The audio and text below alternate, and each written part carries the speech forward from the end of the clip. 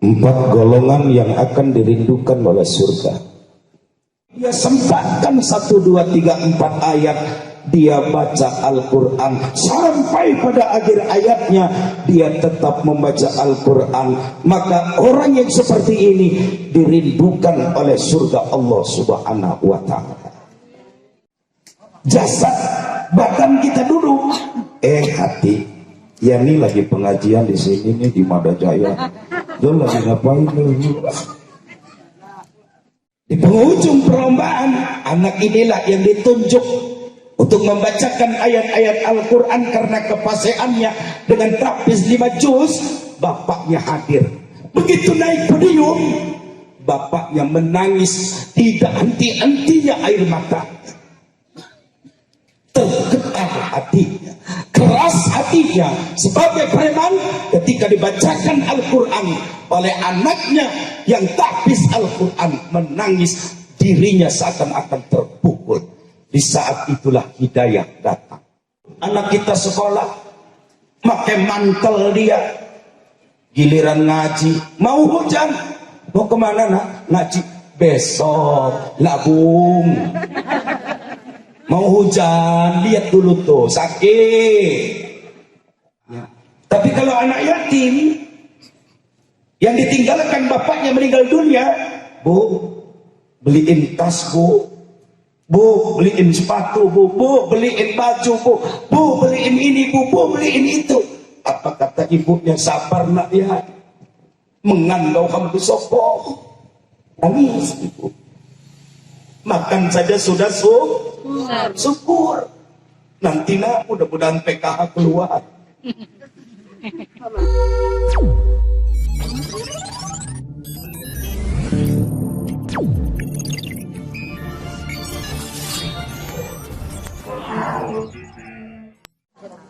Acara kelima atau acara inti tausiah agama sekaligus doa yang akan disampaikan oleh Syaikhul Kiram Bapak Ustaz Mu'im. Waktunya dipersilakan.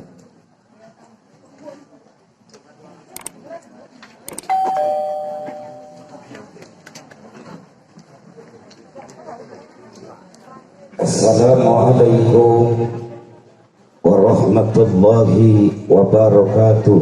Waalaikumsalam warahmatullahi wabarakatuh.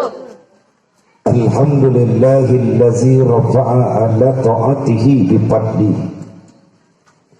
wa khafada ahlal maksiyati wa khuflati bi'adli.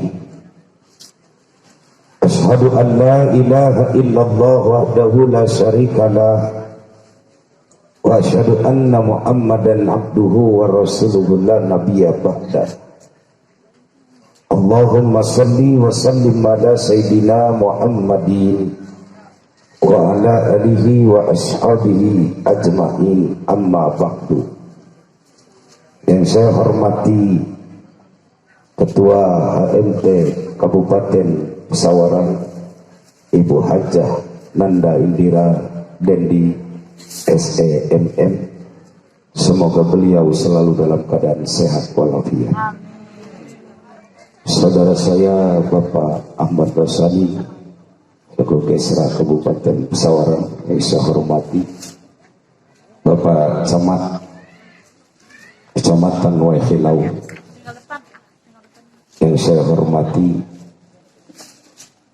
Bapak Kepala Desa se-Kecamatan Waihilau beserta Ibu yang saya hormati, pengurus Himpunan Majelis Taklim se-Kecamatan Waihilau beserta bapak-bapak dan yang saya muliakan anak-anak yatim dan yatim piatu.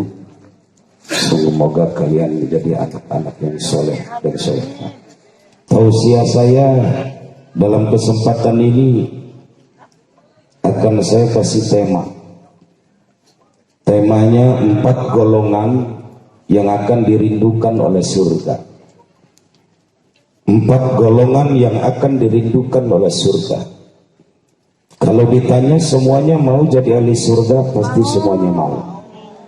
Bapak-bapak mau jadi ahli surga, ibu-ibu Mau, semuanya mau masuk surga. Dan itu pun diungkapkan dalam doa, lebih-lebih dalam bulan suci Ramadan. Allahumma inna nas'aluka ridhoka wal jannah wa na'udzubika min sakhatika wan nar.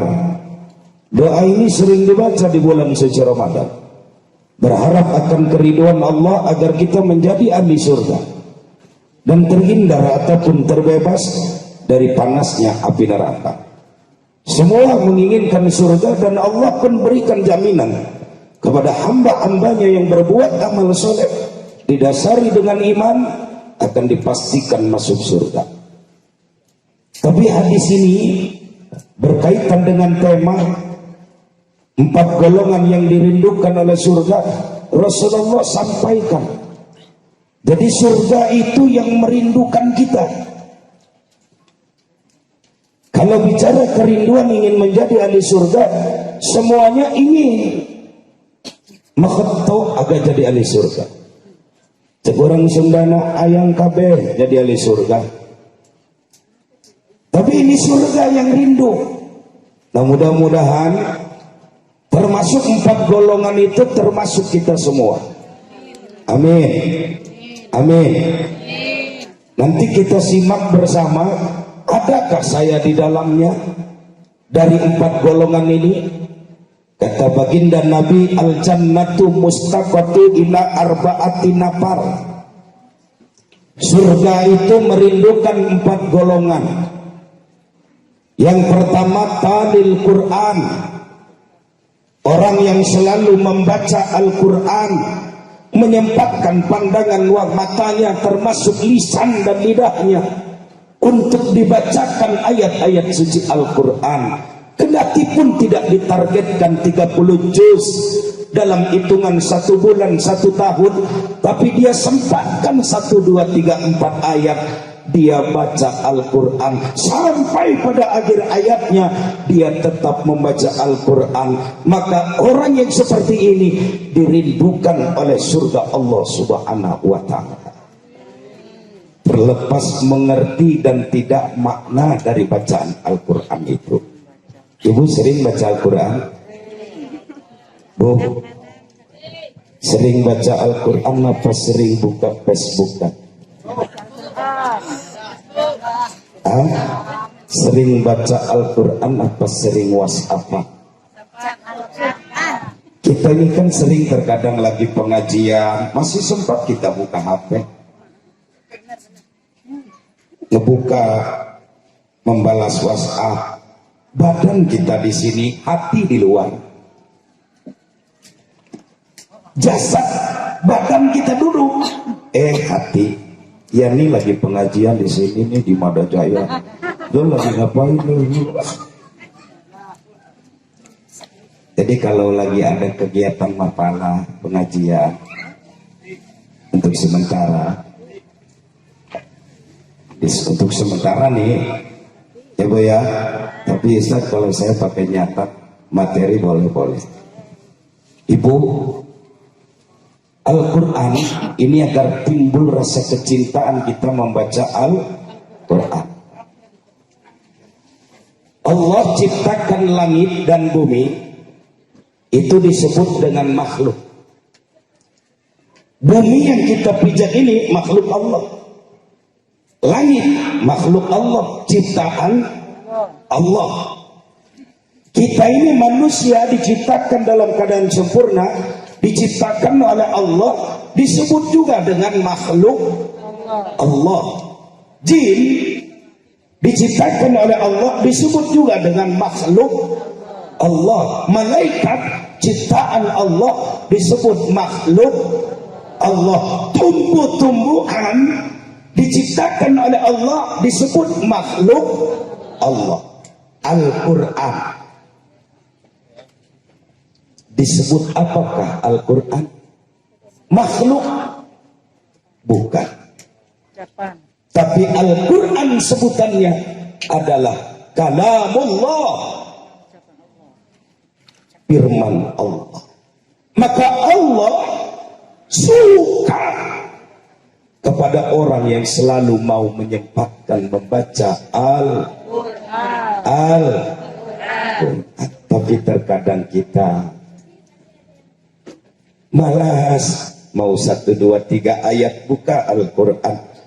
A'udzu billahi minasyaitonir rajim.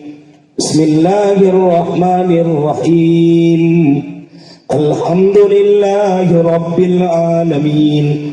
Ar-Rahmanir Rahim. Maliki yaumiddin.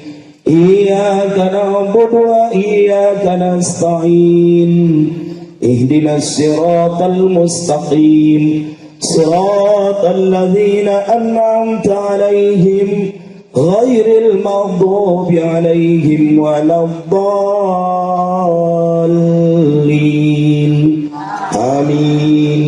Bismillahirrahmanirrahim. Alif Lam Mim. Shadaqallahul azim. Dari hitungan alif, lam, dan mim 3 huruf.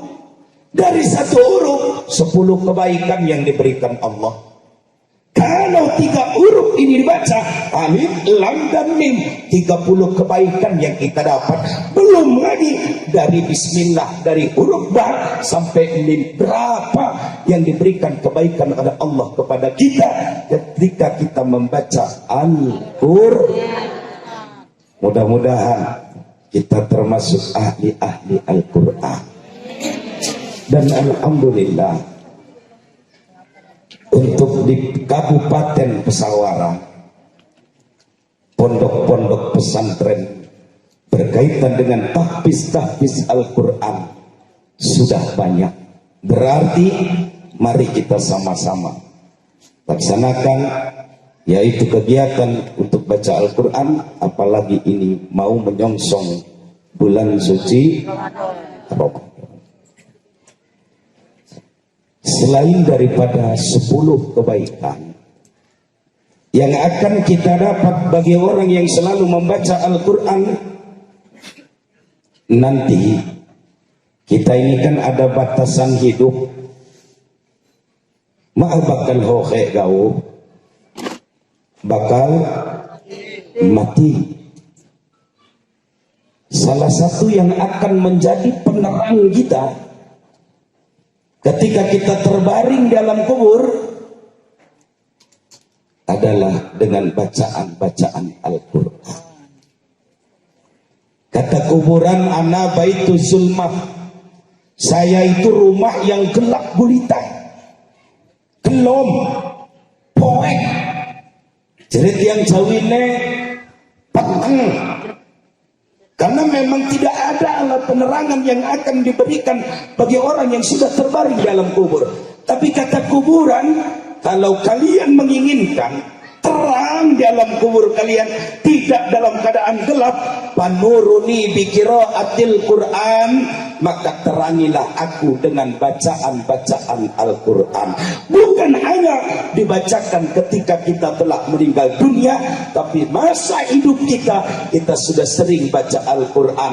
Begitu ditinggalkan keluarga, dimasukkan kita ke liang lahat yang dalam keadaan gelap gulita, maka akan menjadi terang benderang dengan adanya sering membaca Al-Quran. Mudah-mudahan kita istiqomah selalu mau membaca Al-Quran. Amin. Amin.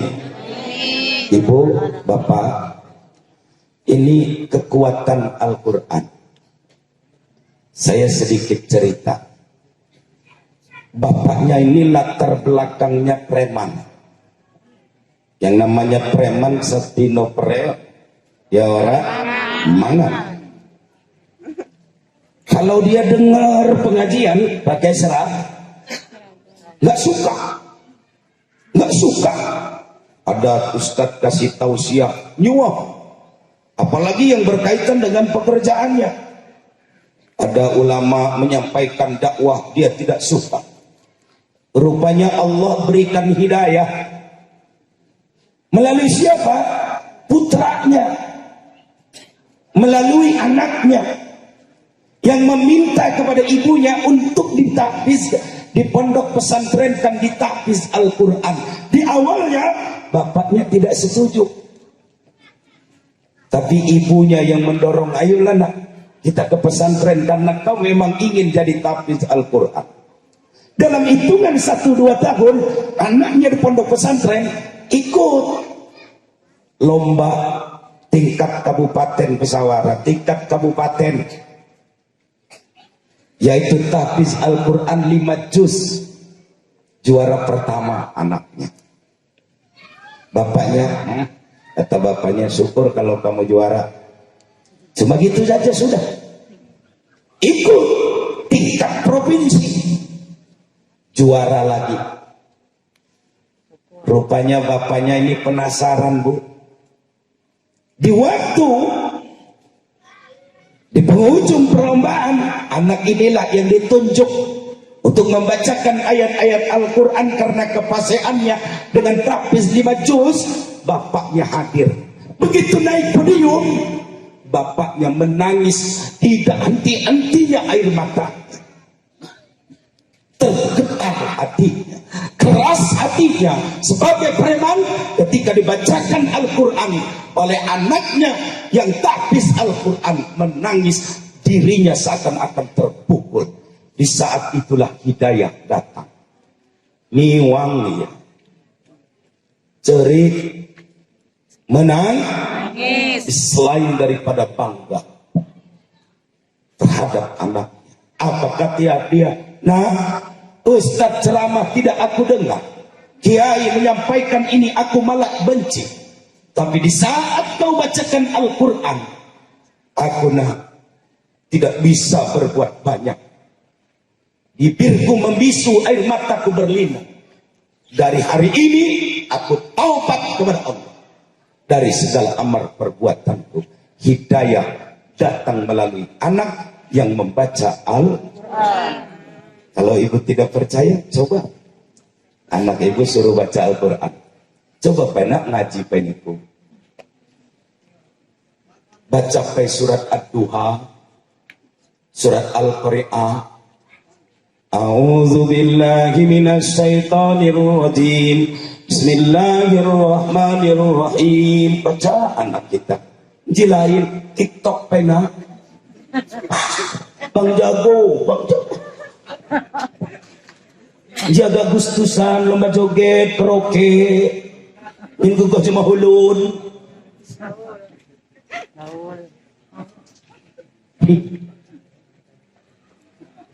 Kalau urusan KG untuk pengetahuan umum, bukan berarti saya tidak keberpihakan kepada ilmu pengetahuan umum.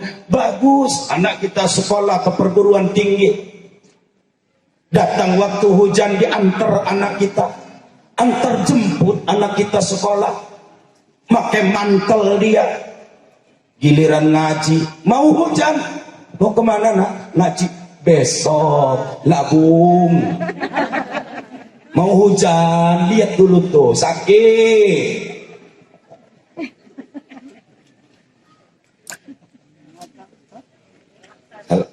Kalau urusan sekolah mana, dang mak sekolah, mak macam kelas penuh. Giliran mak yang ngaji, labung macam mata, berkelung. Berkelung tidak kecil, mahenggoh itu benar. Maka mudah-mudahan Ibu, ya Bu, ya. Mari kita lemahkan hati kita dengan banyak membaca Al-Quran. Amin. Amin ya Rabbal. Ustaz, saya ini ingin betul menghadiahkan pahala Al-Quran. Untuk siapa? Untuk orang tua saya. Lalu bagaimana caranya Ustaz? Boleh tidak? Oh boleh. Dengan cara apa? Beli kita 2, 3, 4 Al-Quran, wakafkan sama tokoh-tokoh agama yang sering mengajarkan Al-Quran di masjid-masjid. Orang tua kita tidak wasiat. Nah benar, kalau bapak meninggal dunia, tolong belikan Al-Quran ya, wakafkan oleh kalian. Orang tua kita tidak wasiat, tapi kita ada keinginan berhadiah pahala untuk orang tua kita yang meninggal dunia agar dia mendapat pahala dari bacaan Al-Quran. Beli 4-5 Al-Quran, setelah itu kita wakafkan atas nama orang tua kita. Kendati pun orang tua kita tidak membacanya waktu itu, tapi telah diwakafkan atas nama orang tua kita, maka orang tua kita akan mendapat nilai pahala dari bacaan-bacaan Al-Quran. Sudah mewakaf Al-Quran? Kayaknya belum sih. Ibu ya. Nah, nanti mewakaf Al-Quran. Kita sampai jam berapa ini, Ibu Bupati? 15 menit lagi aja ya. Dan jangan lama-lama Ibu ya. Ya. Oh iya, siap Ibu. 2. Oh iya, 2. Yang kedua, kalau tadi talil Quran, yang kedua wahibzil lisan. Orang yang selalu menjaga ucapan adalah orang yang selalu dirindukan oleh surga. Itu adalah orang yang selalu menjaga ucapan. Ucapannya ini selalu dijaga. Kalaupun ini akan ada ujar kebencian timbul, yaitu timbulnya perpecah belahan di kalangan masyarakat ataupun negeri ini, dia lebih baik diam. Kalaupun ucapan ini akan membuat orang lain itu sakit hati, dia lebih baik diam. Kalaupun ucapan ini akan membuat orang lain tersinggung, dia lebih baik diam. Dia utamakan apa? Untuk menjaga ucapannya. Karena ucapan yang lebih baik itu dibandingkan dengan ucapan yang jahat ataupun kotor, lebih baik adalah dengan cara bisa Ibu jaga ucapan? Insya Allah. Jangan sampai ucapan kita akan dilontarkan kepada orang lain, yang orang lain itu akan merasa sakit hati, apalagi harga nyinggung holo. Ya, cician lesai beti-beti. Jangan sifatnya menyudutkan orang, kebencian, timbul lagi provokasi dan sebagainya. Mudah-mudahan negeri kita ini terjaga dari timbulnya perpecah belahan. NKRI selalu terjaga. Amin ya rabbal wahibzil lisan. Yang ketiga, yang dirindukan surga wa mut'imil ji'an. Orang yang selalu memberi makan kepada orang yang kelaparan. Berarti di sini ada kepedulian, ada kedermawanan, di mana kita melihat ada di antara saudara kita, keluarga, tetangga, di orang yang berada di lingkungan kita sedang dalam keadaan sulit, pailit, karena suasana COVID, lagi pecekelik, dia terimpit. Maka dia datang ke rumah kita mencerita keluh kesah keadaannya, minta dibantu, minta ditolong. Tanpa berat hati kita berikan sedikit banyaknya uluran tangan berbagi kebahagiaan. Maka orang yang seperti ini termasuk orang yang dermawan, yang akan dirindukan oleh surga Allah Subhanahu wa Ta'ala. Jangan bergembira melihat orang dalam keadaan sulit, dalam keadaan terimpit, dihadapkan dengan masalah.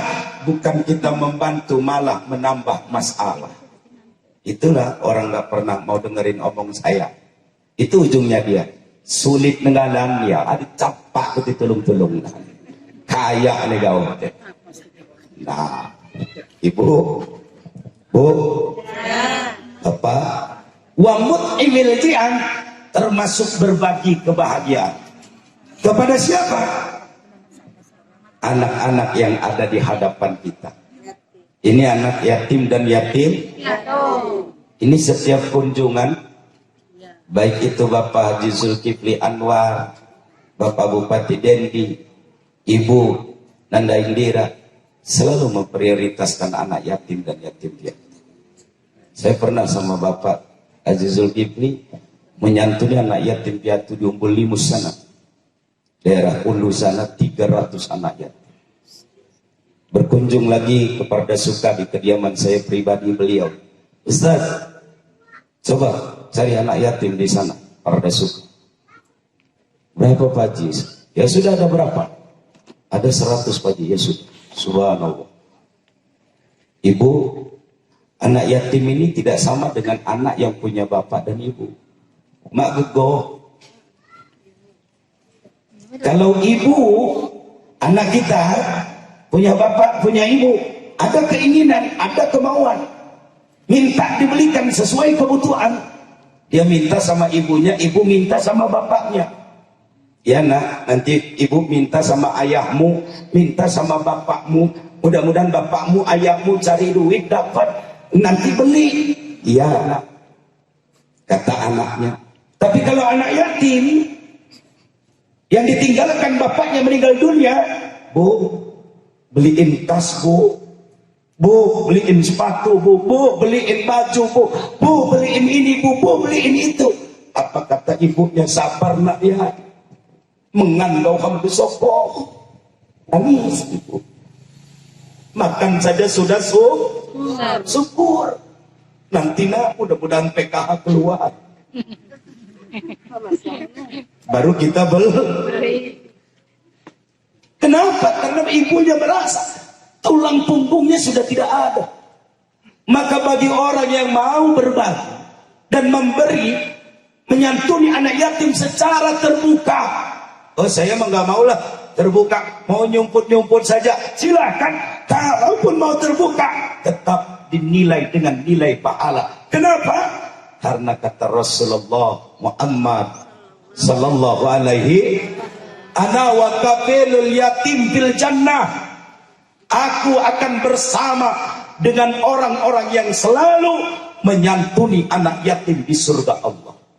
Rasulullah memberikan isyarat bagaikan jari ini telunjuk dan jari tengah. Bagi siapa?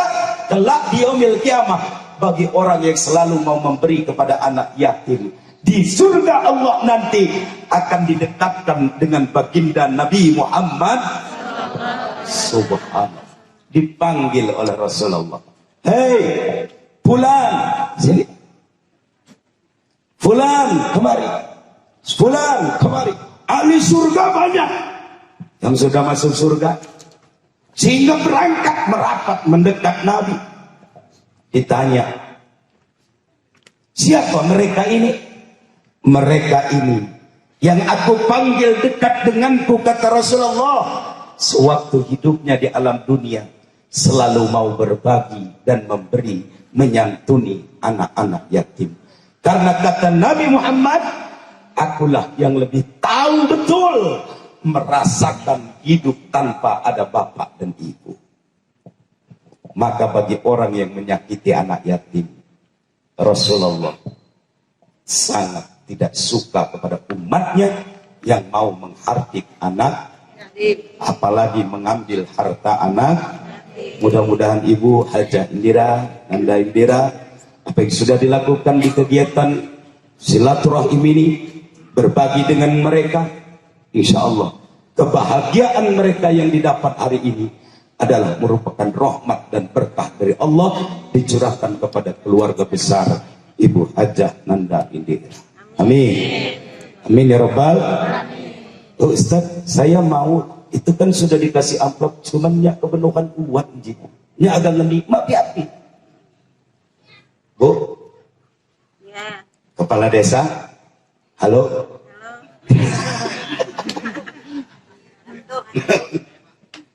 Jangan nipelah, tidak ada cukunyin ku kenisai kau mah bagaimana? Tepoh ni mak ngeni. Ya mudah-mudahan ya kegiatan ini berbagi dengan anak yatim, mudah-mudahan selalu kita jalankan dalam kehidupan kita sehari-hari. Amin. Yang terakhir, yang dirindukan surga Allah adalah orang yang berpuasa di bulan suci Ramadan. Nah ini tinggal hitungan 7 hari. Tinggal kita lihat nanti keputusan Menteri Agama melalui sidang isbat, apakah hari Sabtu apa hari Minggu. Karena di Almenak itu ada yang hari Minggu, ada yang hari Sabtu. Kita tetap rujukannya Kementerian Agama Republik Indonesia. Indonesia. Nah, di saat sudah ditentukan tanggal 1 Ramadan dengan iman dan mengharap ridha Allah, dengan perintah Allah kutiba alaikumusiyam, diwajibkan bagi kita untuk berpuasa, kita lillah melaksanakannya dari imsak sampai maghrib dengan hitungan hari yang telah ditentukan, sempurna sampai pada tanggal 1 Syawal.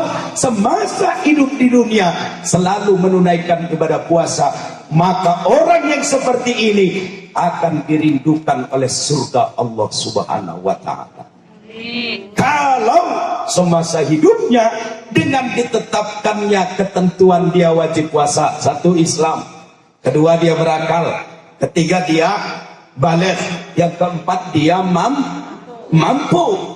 Nah, kalau ketetapan ini sudah dilaksanakan kebaliknya dengan dia berakal dan dia sudah baligh dan dia memang menganut agama Islam dan dia mampu, semasa hidupnya datang Ramadan puasa sebulan penuh, datang Ramadan puasa, maka nanti pintu surga ada namanya Ar-Royan. Hei as-shaimun as-shaimat, yang berpuasa semasa hidup di dunia, laki-laki dan perempuan, kemari masuk kalian lewat pintu ini. Pintunya pintu Ar-Royan untuk masuk surga Allah. Semuanya berombongan masuk surga Allah. Ada yang mau masuk, pintunya nutup. Loh, kenapa nutup? Kamu dapat 3 hari doang.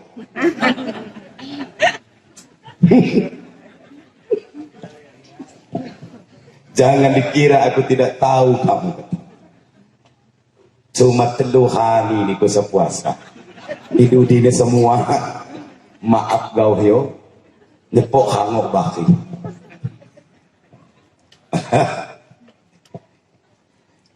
Kalau untuk di Ramadan ini, saya sebetulnya angkat topi sama kaum perempuan. Halo Ibu? Halo. Ya Bu? Ya.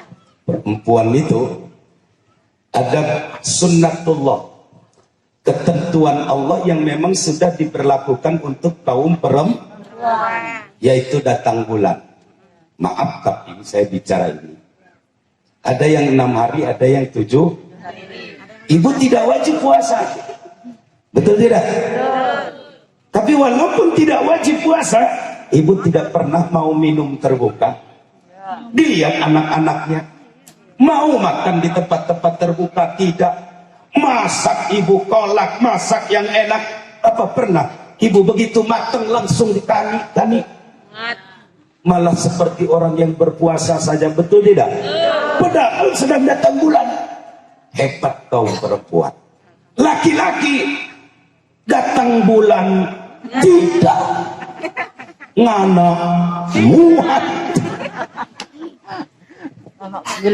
Ngopi dilihat anaknya. Allah Akbar. Ngopi dilihat cucunya. Tidak. Men dia tidak. Lagi heboh. Itu di Kabupaten Pringsep. Ya. Jadi Pesawaran alhamdulillah. Tapi Pringsep dan Pesawaran anaknya dari Lampung Selatan. Nah, jadi Pagun mewafi umpu. Ya, lain mudah-mudahan di bulan suci Ramadan ini pun kita bisa mengambil pelajaran bahwa untuk menguatkan iman dan meningkatkan ketakwaan kita kepada Allah Subhanahu wa taala. Amin ya rabbal alamin. Ibu, demikian yang dapat saya sampaikan. Sebelum saya tutup, saya punya pantun: ikan sepat, ikan gabus, ikan gurame, ikan lele, itulah nama-nama ikan. Wassalamualaikum warahmatullahi wabarakatuh.